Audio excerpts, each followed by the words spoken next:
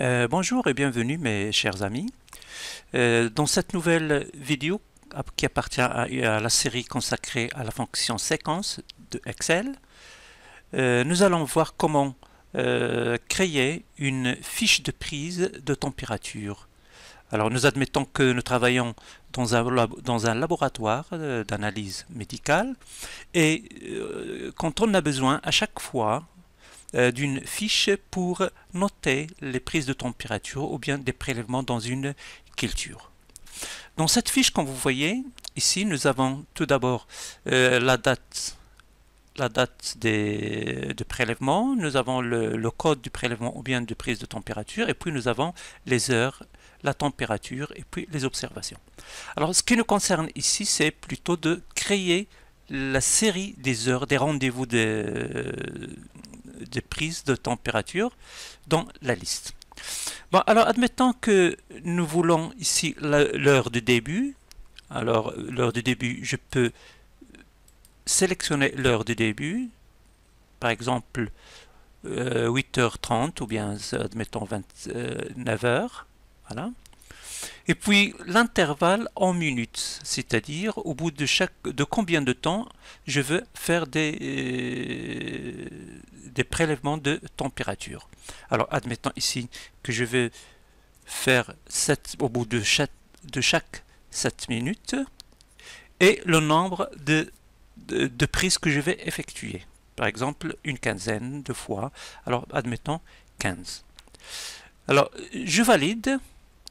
Et instantanément, vous voyez la liste des heures qui s'adressent, c'est-à-dire nous partons bien de 9 heures pour la première prise, et puis la deuxième prise, elle aura lieu à 9h07, la troisième prise, elle aura lieu à 9h14, etc.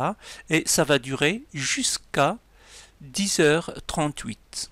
C'est-à-dire donc, alors on a maintenant qu'à imprimer la fiche et puis à chaque fois qu'on prend la température, on note la valeur de la température prise et puis éventuellement une observation. Alors dans cette vidéo, on va voir comment créer cette fiche.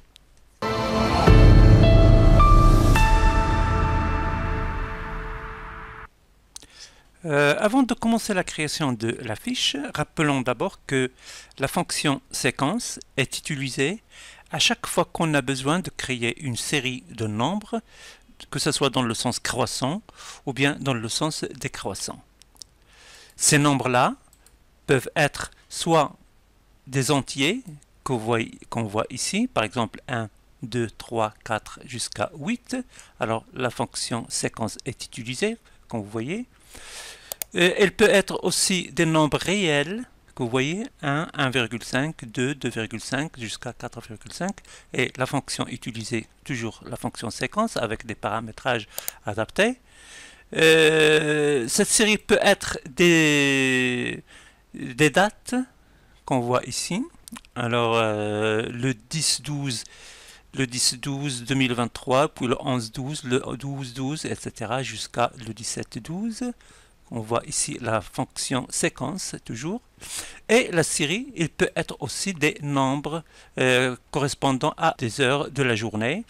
Alors, vous voyez ici maintenant ce qu'on a utilisé.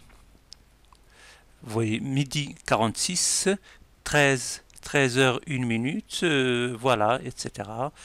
13h16, 13h31, etc. Et ça, c'est une série avec un pas déterminé et ce pas-là est défini dans le dernier paramètre de la fonction séquence, comme vous voyez ici. Bon alors, pour ne pas avoir à refaire toute la mise en forme, je vais recopier ma feuille, c'est-à-dire faire une copie. Alors je vais la déplacer ou copier. Je clique avec le bouton droit sur son onglet et puis déplacer et recopier. Et dans la boîte de dialogue que nous avons ici, je vais cocher d'abord créer une copie pour garder la feuille initiale.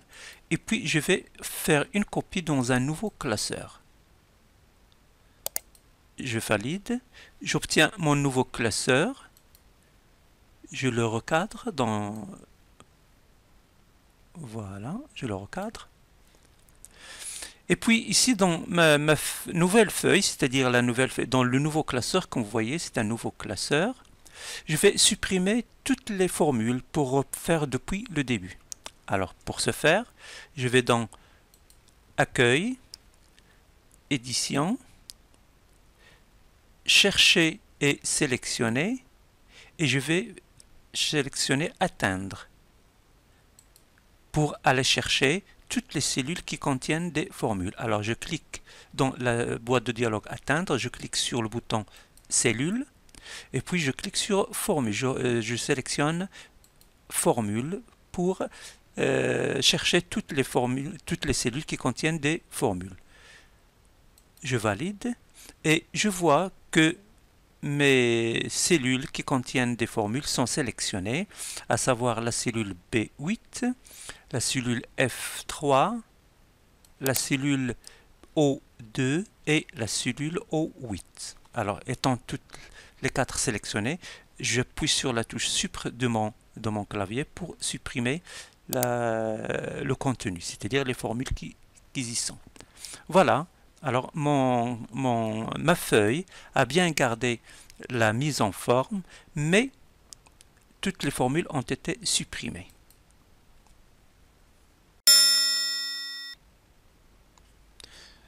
Une fois notre feuille réinitialisée, on va procéder à la saisie des formules. Alors, on va commencer par la toute première, la plus simple, dans la cellule F3, dans laquelle on va écrire la formule qui donne la date du jour. Alors la plus simple, c'est égal aujourd'hui. Alors je ferme la parenthèse de aujourd'hui pour obtenir la date du jour.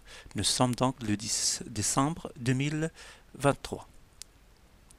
Alors la chose suivante qu'on va faire, c'est tout d'abord ici dans la cellule B8, on doit écrire la formule qui va nous permettre d'obtenir la séquence des heures de prise de température. Alors, mais pour ça, on a besoin de plusieurs paramètres, alors à savoir le début, le nombre, le début et l'intervalle. Alors pour ça, nous allons tout d'abord l'heure de début. Pour choisir l'heure de début, nous avons besoin d'une liste de choix, c'est-à-dire une liste de choix qu'on va créer. Alors pour faire ça, on va dans la cellule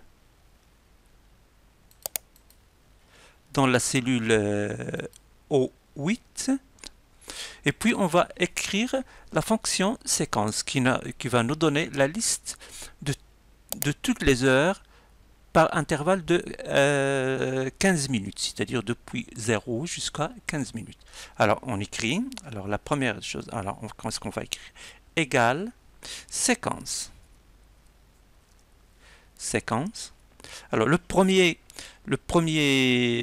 argument de la fonction séquence, c'est le nombre de lignes. Alors le nombre de lignes ici, nous voulons à chaque quart d'heure. Alors du coup, on a dans une journée, on a 24 heures. Et puis dans chaque heure, il y a 4 quarts d'heure, donc c'est 4 fois 24. Alors on écrit 4 que multiplie 24. Ce qui donne 96 lignes. Virgule. Le nombre de colonnes. Ici, le nombre de colonnes, on va rester dans la même colonne. Du coup, le nombre de colonnes, c'est 1. Ou bien carrément, on mettre cet argument et puis mettre une deuxième point virgule.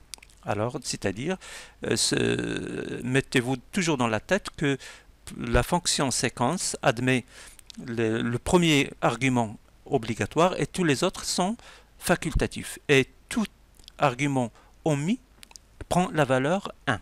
Du coup, le nombre de colonnes va être 1. Alors, le début. Le début, on va commencer à minuit, c'est-à-dire 0. 0, c'est-à-dire minuit. Point virgule. Le pas. Alors, le pas, c'est toutes les 15 minutes. Alors, si on fait 15, toutes les 15 minutes. Alors, 15, Excel va comprendre ça comme 15 jours, c'est-à-dire parce que l'unité de temps dans Excel, c'est un jour. Donc, du coup, on va 15, on va le multiplier par 1 jour, qu'on divise par 24 pour obtenir les heures, et qu'on divise encore par 60 pour obtenir les minutes. Alors, ça devient donc 15, les minutes fois 15. Alors, ce 15 minutes fois 1, je vais supprimer le multiplier par 1 pour ne laisser que 15 divisé par 24 divisé par 60. Alors, je ferme la parenthèse. Alors, avant de valider, alors nous avons tout d'abord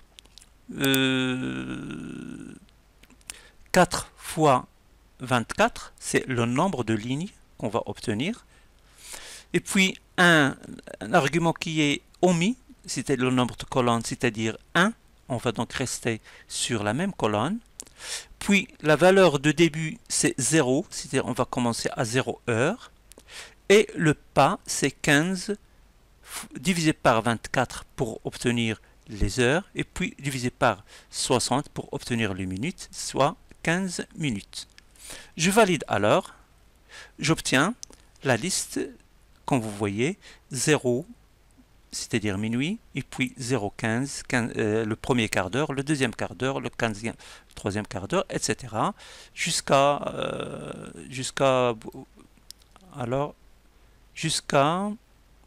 23h45. Alors, il n'est pas allé à jusqu'à minuit, le minuit suivant. Pourquoi? Parce que nous avons commencé à 0. Voilà, c'est pour ça.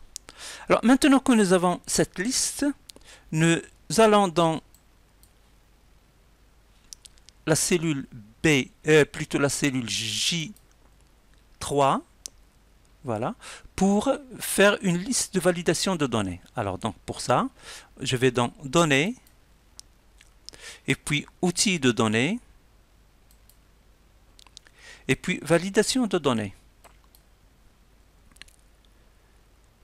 Validation de données encore une fois.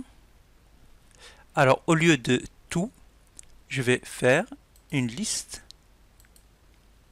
Et pour la source de la liste, j'ai depuis la cellule O8 jusqu'à la fin, jusqu'à la cellule O103.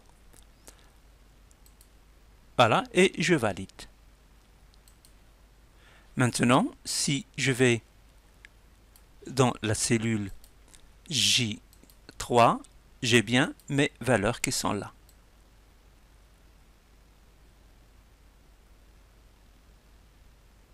Voilà, ça c'est pour l'heure de début.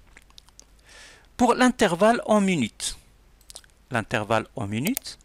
ici je peux écrire le nombre de minutes, 6, mais attention, encore une fois, Excel va comprendre ça comme 6 jours, parce que l'unité de temps dans Excel c'est 6.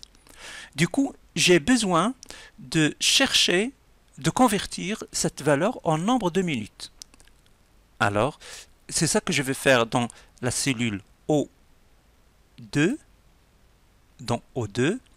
Alors, je vais convertir ça en minutes. Qu'est-ce que je vais faire? Égal. Alors, le nombre de minutes, je vais diviser, comme on a vu tout à l'heure, par 24 pour le nombre de jours, et puis par 60 pour le nombre de minutes. Alors, donc, c'est K3. Alors, que je divise par 24, que je divise encore une fois par 60. Comme ça, nous avons le nombre de minutes, c'est-à-dire 6 minutes. Voilà, comme vous obtenez ça, 6, 0, 0, 2.06, 2.00. Alors, vous voyez le format, il a pris le format parce que je l'ai défini auparavant. Si vous obtenez un nombre réel, vous n'avez qu'à changer le format d'affichage en heures. C'est très bien. Alors, le nombre, nous arrivons ici, le nombre, c'est-à-dire le nombre de fois qu'on veut faire des prélèvements de température. Ici, c'est une valeur numérique. C'est une valeur numérique qu'on va écrire, c'est-à-dire 7, par exemple, ou bien 12, ou bien ça dépend, seulement avec la chose que ça doit être un nombre entier. C'est pour ça que ici, je dois faire une validation de données. Alors donc, je vais dans Données, toujours encore outils de données, validation de données, encore validation de données, et puis faire nombre entier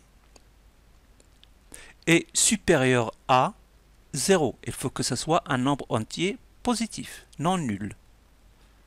Je valide. C'est très bien.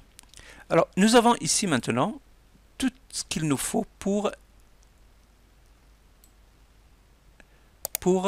faire notre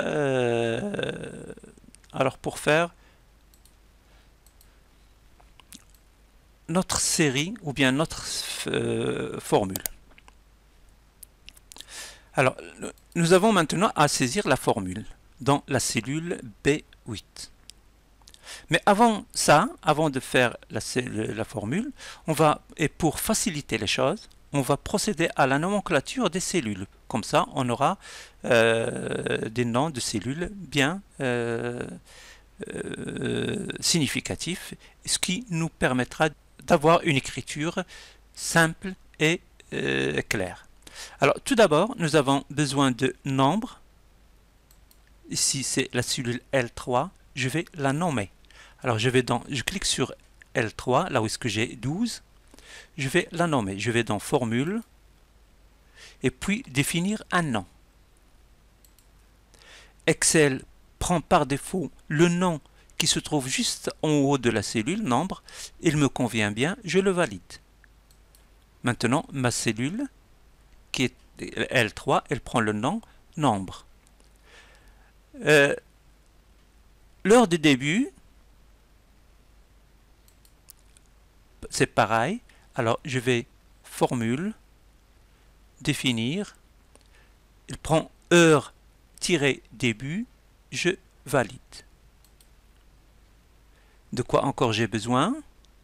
J'ai besoin aussi du pas. Le pas qui est là, dans cellule O2. Alors, je donne un nom, formule, définir un nom. Il prend le nom pas, il me va bien, je valide. Alors, de quoi ai-je besoin encore? Alors, j'ai J3, c'est bien fait, alors, et puis O2 et tout ça. Alors, donc, c'est très bien.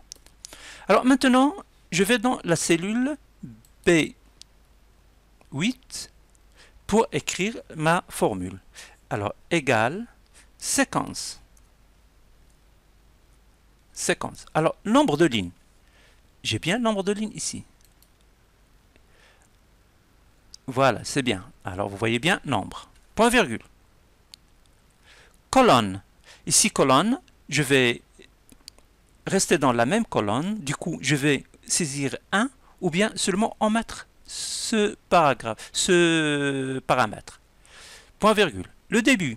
Le début, il est où?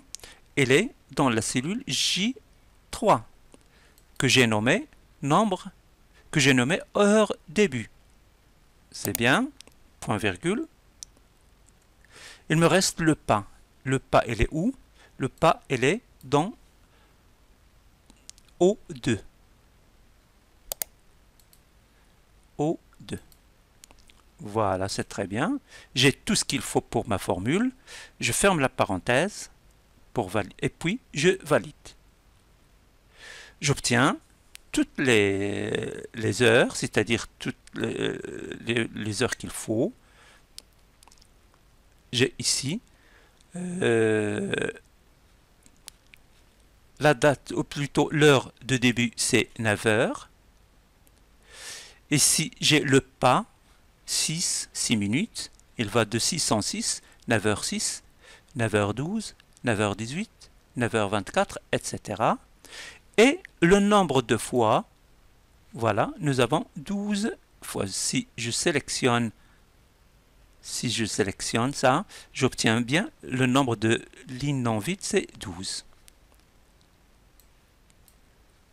Comme ça, nous avons notre formule exécutée.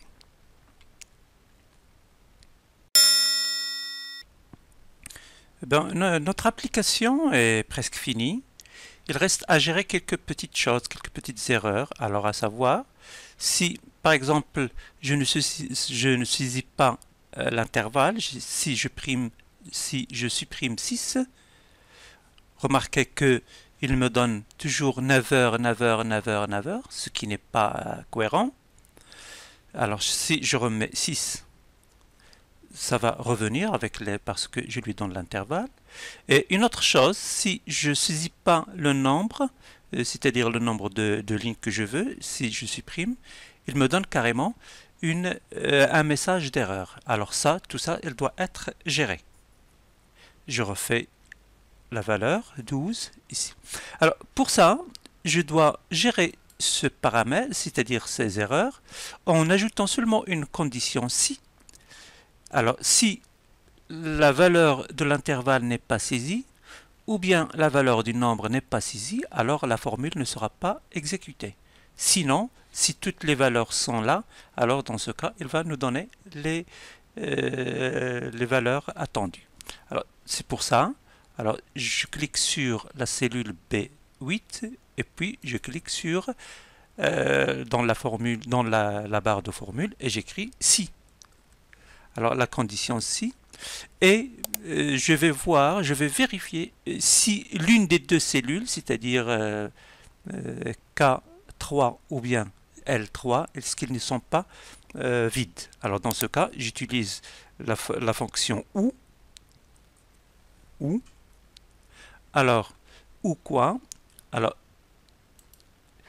K3, que vous voyez ici, est égal à vide, point virgule, ou bien aussi le nombre est égal vide. Alors, si l'une de ces cellules n'est pas saisie, c'est-à-dire si elle est vide, alors dans ce cas-là, je clique, puis je fais vide.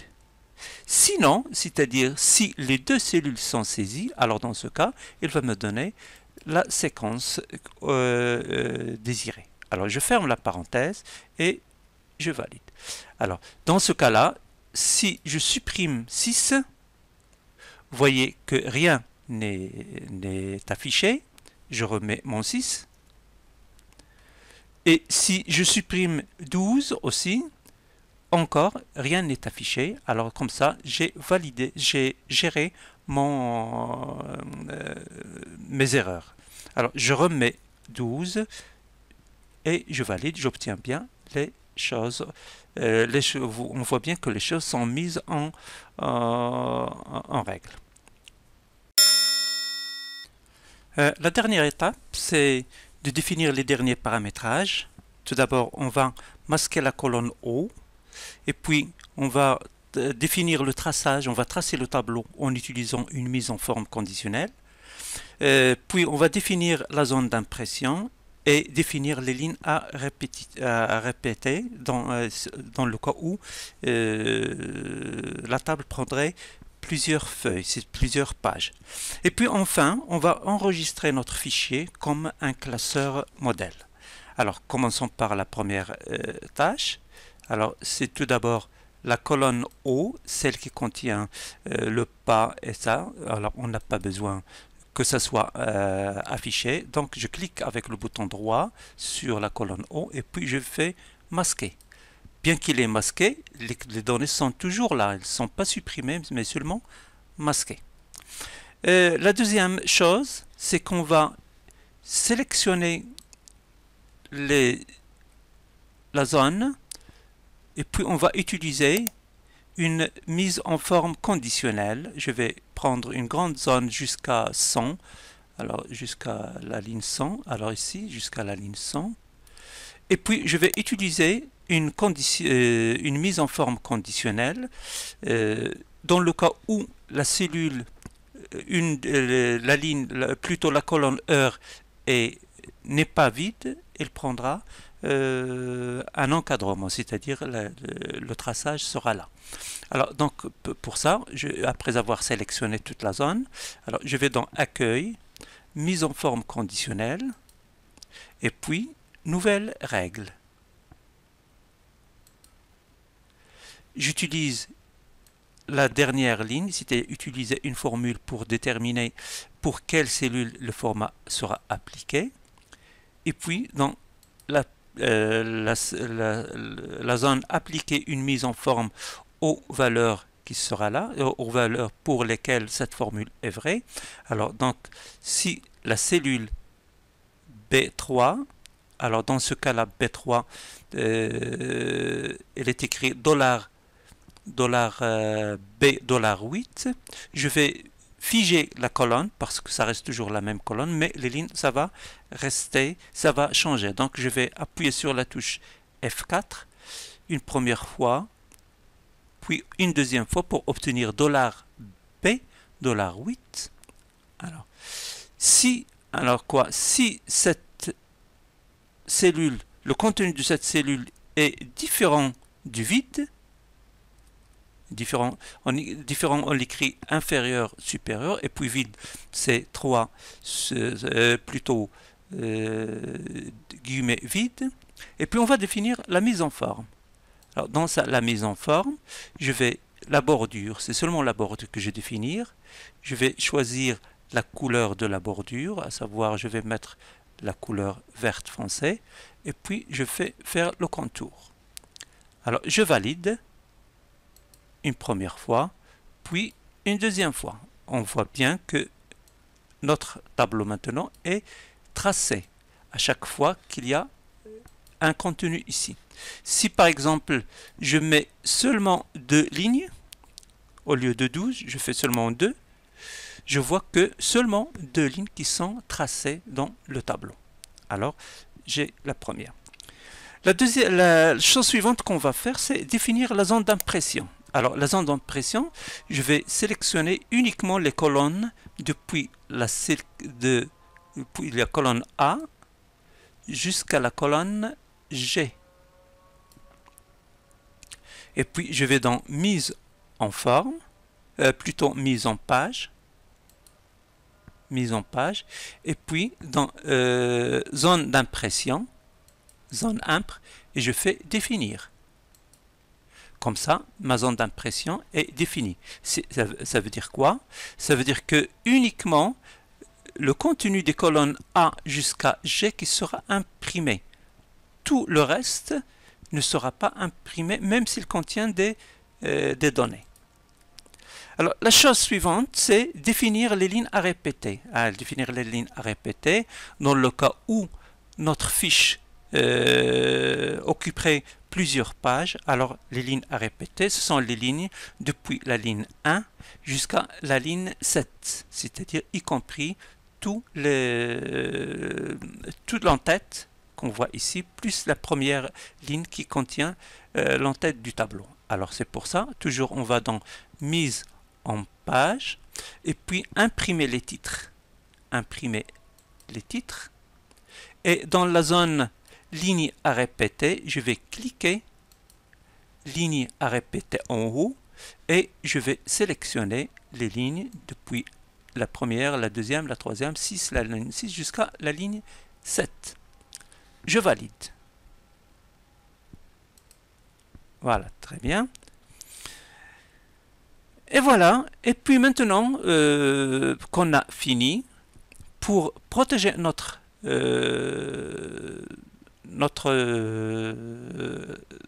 fiche, alors on va enregistrer le fichier, mais on va l'enregistrer comme un modèle. Alors dans ce cas-là, je clique dans Fichier, Enregistrer sous. Alors je donne le nom, alors fiche. Alors je donne le nom fiche prise prise de température. Et dans le type de classeur, je vais chercher modèle Excel, c'est-à-dire modèle Excel étoile point, l'extension c'est XLTX. Voilà. Je valide enregistrer. Alors maintenant on a bien notre fiche qui est là. Alors dans le cas, alors j'essaie maintenant à imprimer. Si j'utilise par exemple 6 et puis j'utilise une vingtaine, supposons 30 lignes, 30 prises, c'est-à-dire je vais utiliser 30 prises, je valide, j'ai bien ça, les 6 et puis les 30, et si je vais en bas, je vois que ça dépasse la première page, puis la deuxième page, et voilà. Et si je vais fichier, imprimer, je fais l'aperçu, je vois bien que ma fiche prend 2 pages, que vous voyez ici, et si je vais dans la deuxième page, je vois que les lignes d'en-tête sont répétées. Alors si je fais un zoom, je vois que mes lignes sont bien répétées ici, c'est-à-dire dans la première, dans la page 2, mais aussi dans la page 1.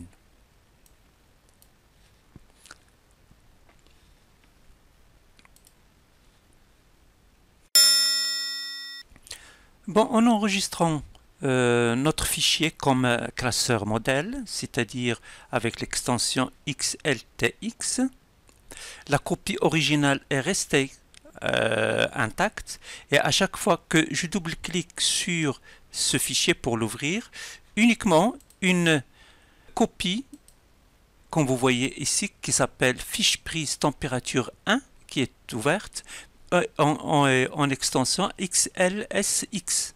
Alors, voilà, comme ça. Alors, dans cette